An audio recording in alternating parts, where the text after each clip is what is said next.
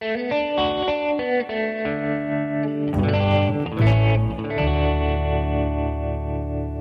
is History for Cocktail Parties with hack historians Thornton Kennedy and James Otley.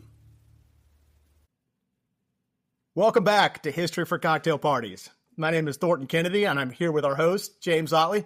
How you doing, James? Doing great, man. Great to be here. We're getting into a story this week that you've told before. That's right. You told this story on 99X. On the Morning X. It's just such an incredible story of a kidnapping. Terrifying. A chloroform. Yes. Chloroforming. Buried alive. It's got all the parts of a major motion You have picture. a guy on the boat trying to escape. Yeah.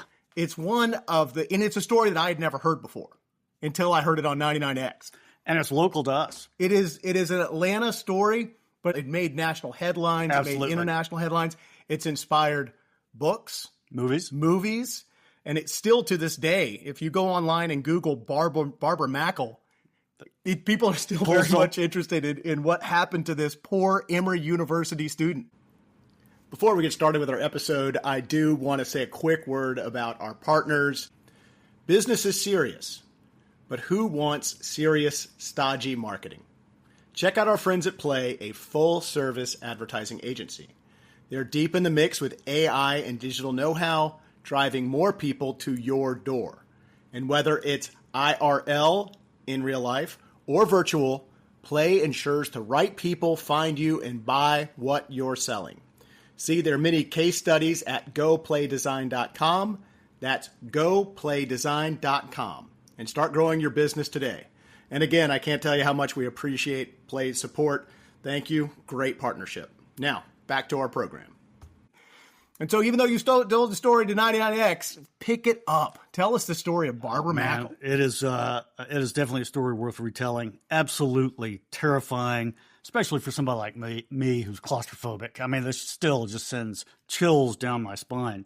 But the story goes like this. In Christmas of 1968, there was an outbreak of Hong Kong flu. Tore through the Emory University. I've never heard of Hong Kong flu before this. I had not either, but it was a pretty major thing. Apparently 500 million people were infected with it worldwide, Lord. And there were 1 to 4 million deaths because of it. Yeah. That's amazing. Yeah, I didn't know that either. I had to look that up. But anyway, so Barbara Mackle is a senior at Emory University, and she comes down with this flu. She's not just any ordinary senior. She is an heiress. She's heir to the real estate fortune built up by her father and She was uncle. a debutante. Debutante as well. But her father was chairman of the board of the Deltona Corporation, famous for building luxury developments like Marco Island, Florida, Port St. Lucie, and some others like that. And this guy was so wealthy and influential, he was friends with Nixon. And Nixon lived in a Mackle. Did he really? Yeah. A Mackle home. A Mackle home. Key Biscayne. Come on. And they called them Mackles. Oh, no kidding. Yeah, because the brothers all built them, and they were called Mackle Brothers Homes. So if you had one of those houses, it was a Mackle. I learn something new every time we get together. Richard Milhouse Nixon lived in a Mackle in Key Biscayne. Well, that comes to be important. It does. All right. So Barbara calls her mother to come get her. She's sick with the flu. So Jane Mackle, her mom, drives up from Florida, and she's gonna take her to this hotel to care for her, and then drive her back to Florida. And back to the point of the Hong Kong flu, the infirmary was completely overwhelmed. Oh, is that right? There was really nowhere for people to go because of how vicious the flu was. I didn't know that. Gotcha. But No, that's why they were treated to the hotel, is because there was nowhere for her to go. Nowhere to go. All right. So that's the original plan, is for them to check into the hotel, maybe recover a little bit, and then drive back down to Florida. But it doesn't Christmas break, for right? Christmas break, right? But it didn't turn out like that. I have not been to the site, but the roadway in is, I don't think is there anymore. I don't know. But the address is 1706 Claremont Road. I might drive over there. We should drive over there sometime, and seriously. also drive to this next location I'm going to tell you about. So the evening of December 7th, it might have been early morning, but they hear a knock on the door, the hotel room door. And Barbara says, don't answer it. But Jane, the mother, looks through Barbara was like, don't answer the door, Mom. Yeah. And she looks through the peephole and she sees a guy wearing a police officer's hat. And the guy says, hey, we're from the police department. Barbara's boyfriend has been in a car accident, and he's, sent for her, that kind of thing. So the boyfriend's name was Stuart Woodward. That's going to be important. Yep. And so they let him in. They let these folks in, and they barge in, and they immediately chloroform Jane. And they tie her up with the curtain cords. And they take Barbara outside. Yep. I think they've got a shotgun. They take her outside, tell her to be calm. And just a little bit about who these people were. It's Gary Krist, who's 23 years old at the time, and his girlfriend, partner in crime, 26-year-old Ruth Shire. And this guy, Gary Krist, he'd been a kind of a small-time crook for a number of years. He grew up in Alaska. And had been in and out of jail. He had escaped, actually, from jail in California. He was a car thief of just absurd proportions. Anytime he saw a car, he stole it. Yeah, and he was in jail for that. So got jail for that several times. He gets out of jail, and that's when he changes his name to this alias, Deacon. What was he had some alias. George Deacon, I believe. George Deacon. Yeah. Grows a beard, goes into hiding. Well, and after he escapes from the last time he was in jail, he was in California, and he escapes from there, scales a wall, and takes off. And apparently the other guy that tried to escape with him got shot dead in the process. So he's lucky, too. He's lucky, and he's also smart.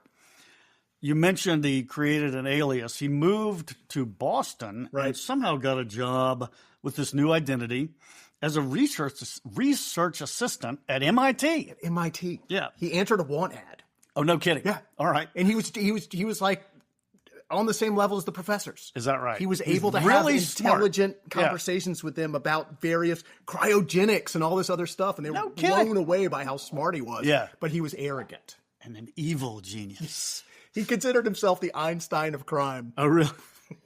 Did that quote? Did he say that? That's his. That's great.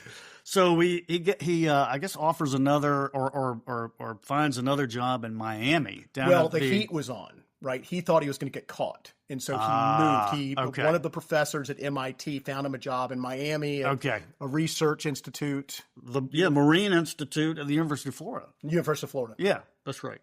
So he's down in Miami, and I don't know if it was there or when he was in jail. I saw conflicting reports, but he's doing a bunch of research on the perfect crime. Right. And I think you know a little bit about that, right? Yeah. Not committing crime, but he was kind of obsessed with kidnappings. Okay. And he had figured out why people make mistakes when they kidnap people. Children are just problematic. Right. Because they just are children. Right. Men will fight back. Okay. So he researched that to find a woman at a certain age was the perfect victim. No kidding. And he also knew that you had to put them in a place where you wouldn't be responsible for them. And that's where he comes up with this insane, horrifying solution. And that's exactly what he did. It is horrifying. So they take Barbara out to this pine forest out in Duluth. He builds this coffin thing in Florida. That's right. Right? And holds it up. Puts it in the back of the station wagon. It's hanging out the back of the station wagon. And ladies and gentlemen, this is a 7-foot long, 3-foot wide coffin, for lack of a better term. Yeah. With 2 air holes in it.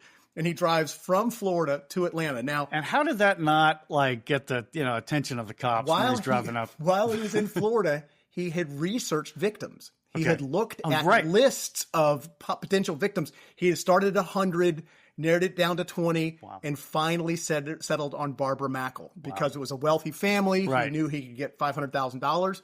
The girl, female, right age. The girl, Ruth was complicit.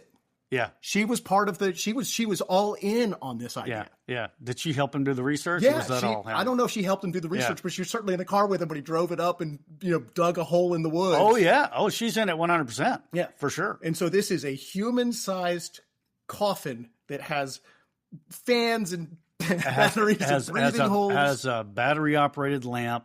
Has some food in it. Has some water, but that's has sedatives in it. He's got all of this planned out. He's got the box in a trench. I mean, it just gives me chills just thinking about it right now. And now all he has to do is go to Emory University and get Barbara Mackle. That's right. And she's not at Emory, but he goes to Emory, and I think they actually talk to some of her dorm mates. They find out she's at the Roadway Inn, which, oddly enough, they had checked into as well. They're at the same hotel. That is insane. And so he calls the front desk. He says he's got a certified letter for Barbara, and that's how he finds out their room number. Oh, it's just chilling. Anyway, so he drives her out there. The two of them drive poor Barbara out there. They've already injected her with some sedatives at this point, so she's going along with it. And they tell her that they're going to put her in an underground room. Oh, is that what they said? They tell her that. And later she wrote in her book, she said, I was really confused by that. I couldn't conceive of what they were talking about, an underground room here in Atlanta or whatnot. And so, and I think she also was quoted as saying that maybe it wasn't a full 7 foot long, that she had trouble. This just, again, I hope I get through this podcast. I'm really claustrophobic. But that they put her down in it, and she couldn't straighten her legs all the way out. And I've seen an image where she's kind of balled up on her side. Yeah. And so when she realizes that she can't stretch her, she's like, this isn't a tunnel. This is an underground room. Y'all are burying me alive. And so I read that they hit her with chloroform before they put her in, but she was still screaming. Still screaming begging. And fighting and trying to get out of it. The woman held her arms down and lowered her in, and then put 14 screws. Oh my God! And she could hear the screws going in, and she's screaming. And she could hear the dirt being shoveled onto the top. But before they put her in, and this is important, they take a Polaroid picture of her. And the picture has a note that says "kidnapped." It's her in the coffin with, and they take a Polaroid of her. She was a beautiful girl, by the way. Absolutely. She was an absolute knockout. So that picture of her with the ransom note, you're like, this is really pretty good. It's a horrible circumstances. No doubt. And she has the flu. Yeah. But she looks great. I mean, think about being in that box, first of all, and then having the flu on top of it. So she hears the dirt. Oh, God. Thump, thump. Yeah. And then eventually everything kind of goes quiet. And she hears the footsteps, and then she hears the car drive away.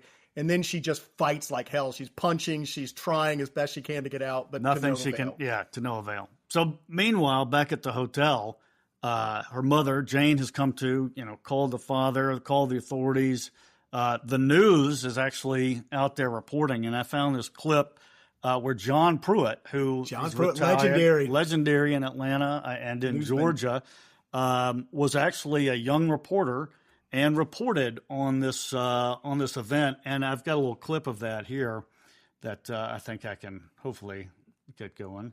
Details which have been few and far between. Federal agents, DeKalb detectives, and friends and family of Barbara Jane Mackle have also been waiting for some word, any word, from the kidnapper. The nightmare began about 4 o'clock this morning in room 137. Mrs. Jane Mackle, Barbara Jane's 51-year-old mother, told police she was awakened at 4 o'clock this morning by a knock on her motel room door. She asked who was there. A man answered. He said he was a detective and he had some information about a young man involved in a wreck who was driving a white Ford. Anyway, it's just absolutely terrifying to think that nobody knows that she's in a box. At that point, she is inside of a smaller than a coffin-sized box, fiberglass box in the woods out in Duluth. Maniac has fitted out to, essentially, she found a note under the Kleenex box that said, it had like instructions and said, "You're going to be okay. I've rigged all this stuff up," and he tried to ensure her that she was going to be okay. And he either told her or it was on the note that said, "You're going to be home by Christmas," quote, either way. 100%. That was in the note. Oh, man. So at this point, Gary Krist, who's, again, has the alias of George Deacon. Krist contacts Barbara's father in Florida and demands $500,000 of ransom, and he tells him the instructions for the ransom drop are actually already buried under a tree in his own yard. Yeah, so before he kidnaps Barbara Mackle, he goes on to the Mackle's property and buries the note under a rock in their front yard. So after he has buried Barbara, he calls and says, There's a by the note way, in your front yard. Yeah. So at this point, he calls the father calls the authorities, or at least calls Nixon, and they get J. Edgar Hoover involved. Well, and remember the thing was it was they had to take a one ad out. Well, that's right. He says if you were going to deliver the ransom, you need to put an ad in the personals in the Miami Herald, and it read, and maybe we should put this up on our social media. Absolutely. But it said, place an ad in the personals, the Miami Herald, the next day. Quote, loved one, please come home. We will pay all expenses anywhere, all expenses and anytime, anywhere, anytime. Your family. And so he places that ad, and Krist knows, okay, it's a go. They're going to pay the ransom. They're going to pay the money. And so he sets the ransom drop, Krist does, for a spot on Biscayne Bay, not far from the family's mansion. And Gary, or Krist, comes in by boat. He's stolen a Boston whaler from the Marine Sciences, or Institute of Marine Science at University of Florida. He gets the ransom, gets the suitcase, and he's meeting back up with Ruth, who's waiting in the blue Volvo station wagon nearby. But they're acting suspicious. Somebody, either from the noise or whatnot, calls the cops. And the cops have not. The FBI is aware of what's going on, but they haven't told the local police. So the cops show up, and Gary and Ruth freak out, as you can imagine. He drops the loot. He runs one way. Ruth runs the other, and Ruth ends up getting on a bus and going to Texas the next day. But in the car, they find the blue Volvo, and in the car, they find paperwork identifying both Krist and Schreier. This is the actual Krist, because he's going by an alias, but it has his original name in it. Actual name, nude Polaroids of the two of them. Right. And also, a picture of Barbara Mackle with the kidnap note, a Polaroid picture of it. So they know who it is. Right. They almost had him. Yeah. And they got away. Exactly. Without the ransom money, by the way. Without the ransom money. And I think there's actually a picture online. Maybe we can find it and put it up with an X marking where the suitcase was dropped. But but he doesn't, like I said, he doesn't get away with it. And the important thing there is that now Barbara Mackle is still underground. She's still buried. They have not gotten the ransom. Right. So I don't know how long time that is, but 24 hours. Absolutely. Or over that.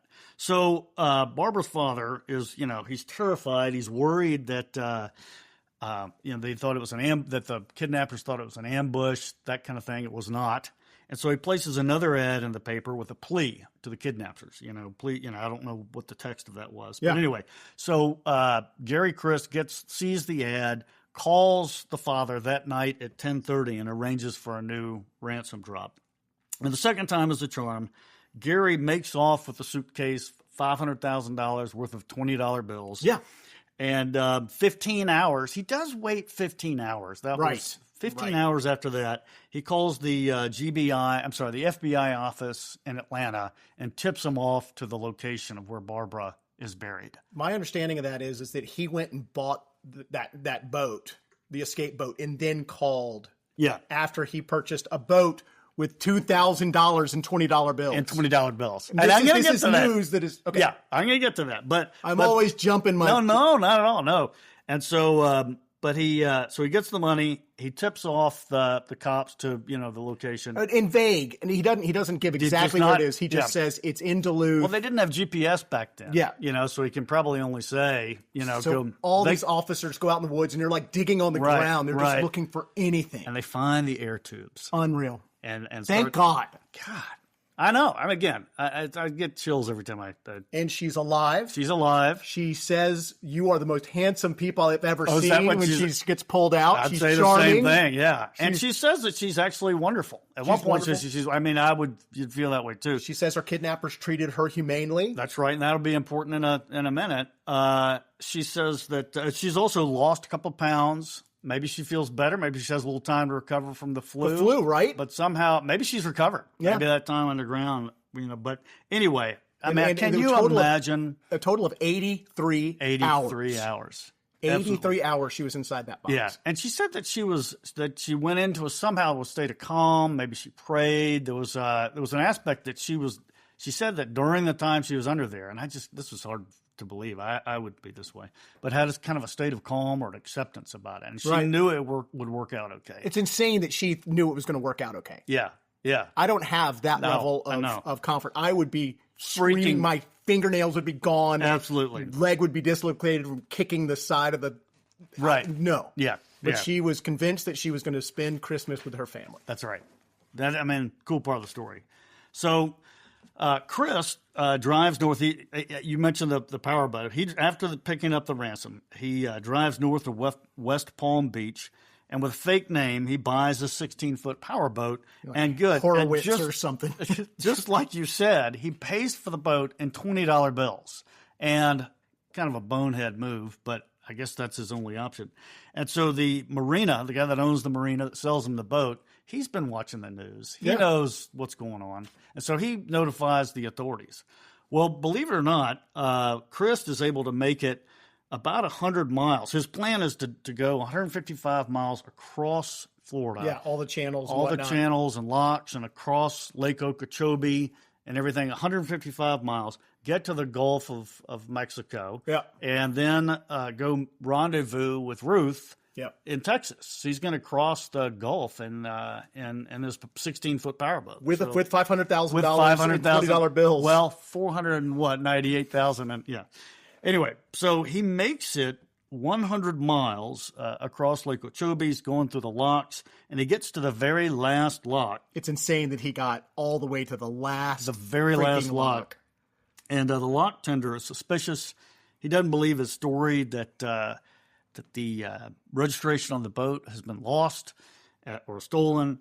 And so he calls the other lock tenders and finds out that he's given the same exact story to all the rest of them.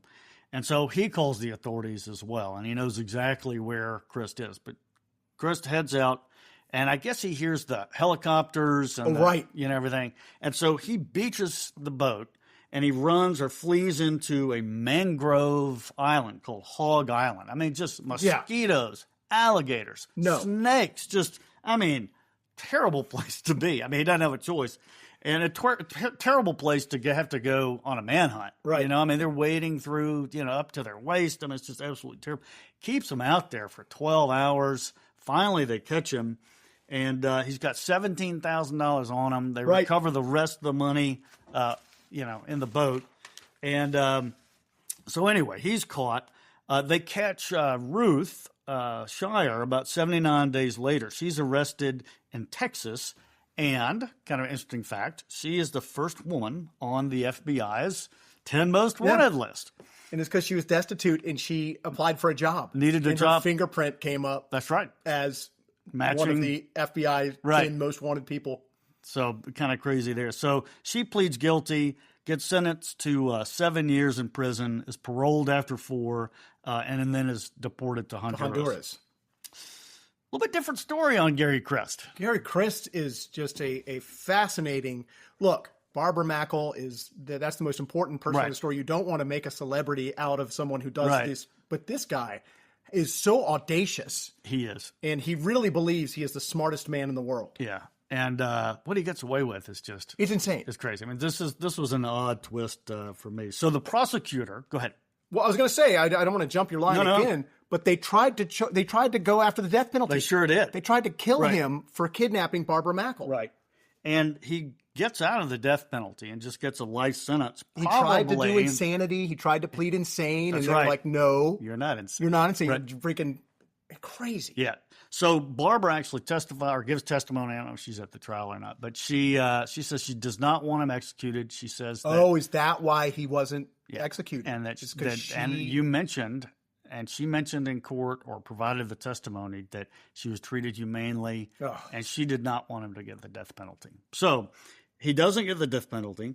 And what she also says, he called the FBI and told them where I was after he got the ransom, which I guess he didn't have to do. But, so anyway, she didn't want him executed. Well, and the note said you're going to make it home for Christmas regardless. Right. Doesn't matter if I get the ransom or not. Yeah. He had no way of knowing that. I interpreted it as you're going to be home alive or dead. That's how I interpreted. Damn, I had not thought about that, but yeah. Well, so who knows? Who can say? But anyway, so Krist gets his life sentence. 1972, he tries to escape in a garbage truck.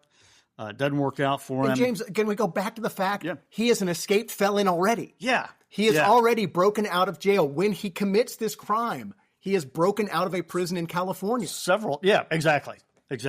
And somehow that is just not even, no one even pays attention to the fact that he is an escaped convict. Yeah.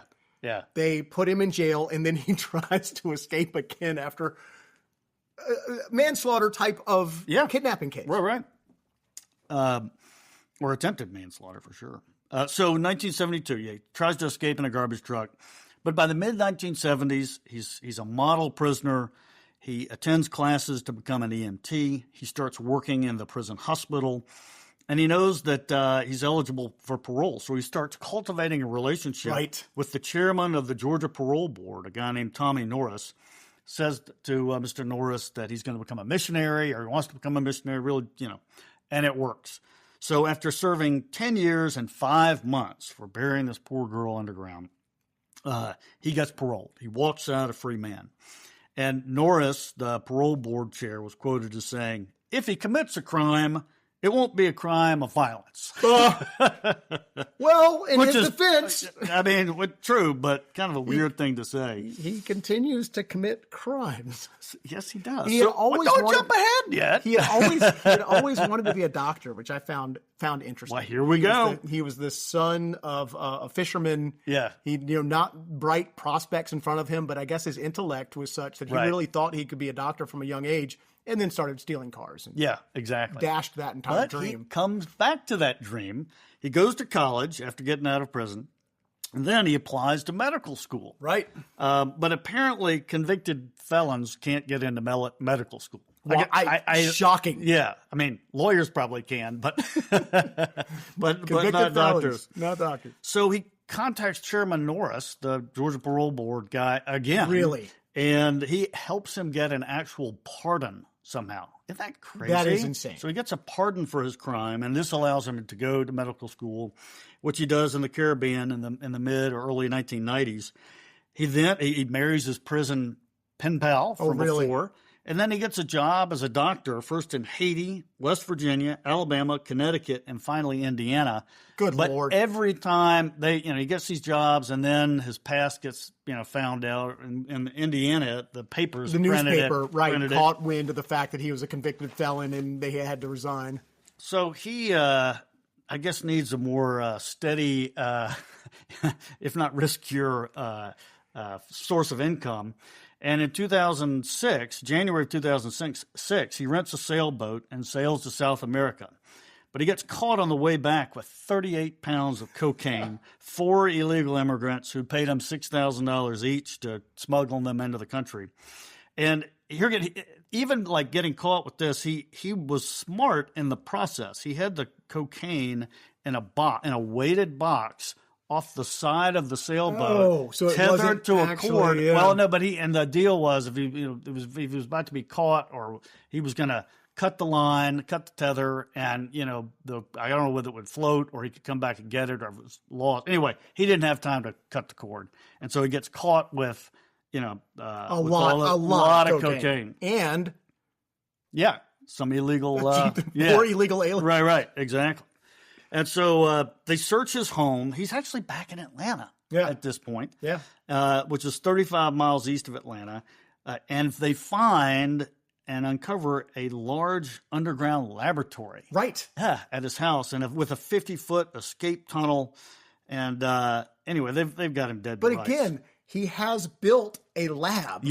Underground to convert this, so he can make cocaine. Yeah, convert the paste cocaine into sell what's sellable on the street. It's insane. Yeah. So anyway, he pleads guilty. He's sentenced to 5 years.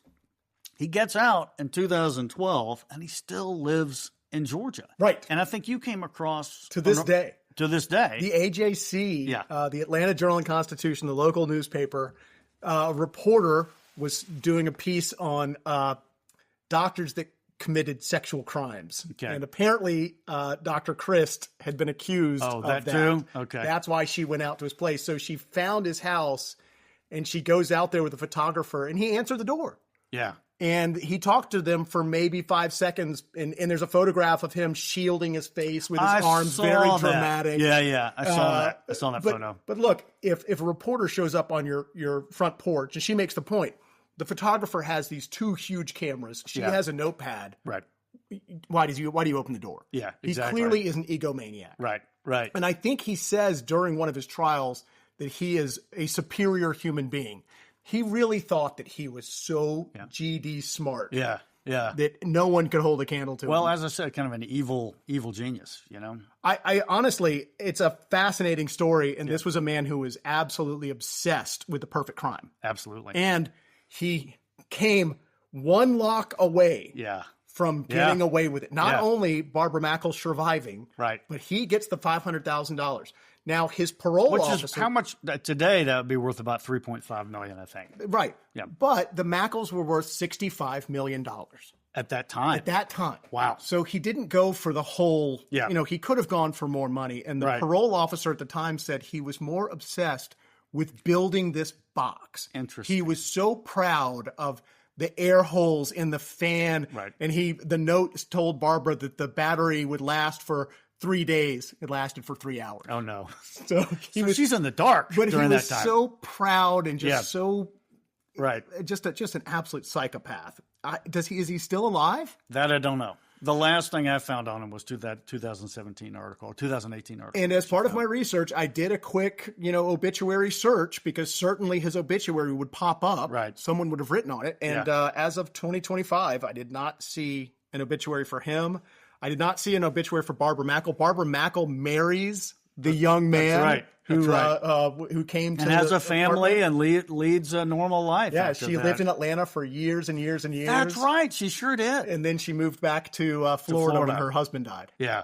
Wow. I know, just a crazy. So and the other interesting thing in terms of Krist picking out his victim, one of the things that he says in this book he wrote is that he was looking for someone who could survive the ordeal. Who would not succumb to panic. Right. And he picked Barbara Mackle apparently because he thought she'd be strong enough mentally to get through it. And it turns out... He was right. He was absolutely right. Now, I wonder, though, I read that too, and I just wonder, how he would have gotten... Right. How he would have assessed that. How would you have possibly assessed? I guess looking at her success, there's no way to assess it without knowing her. But maybe there were some, character traits or the fact that her father, was successful, or I don't know. But I read that too, and I was kind of curious. I was curious as well. What on earth did he find? The only newspaper article about her prior to this was her debutante. Oh, is that right? Spread in the Miami newspaper. Yeah. So who knows? Well, he was right. Well, Barbara Mackle's courage and resilience turned what could have been a tragic headline into a story of survival against impossible odds. Her ordeal remains one of the most haunting and unforgettable crimes in American history,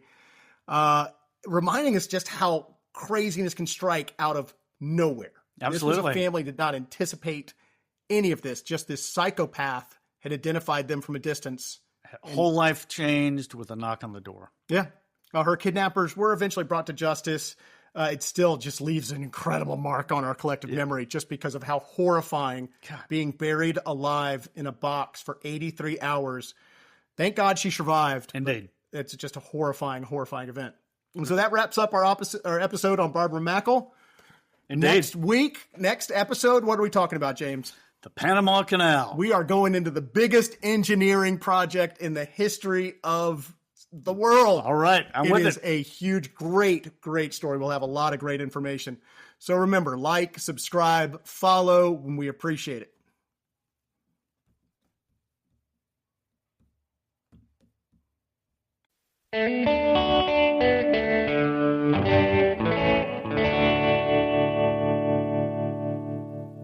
Thank you for listening to History for Cocktail Parties with hack historians James Otley and Thornton Kennedy. Please like and subscribe, and now that the episode's over, you can go pour yourself another round, and we'll catch you next time.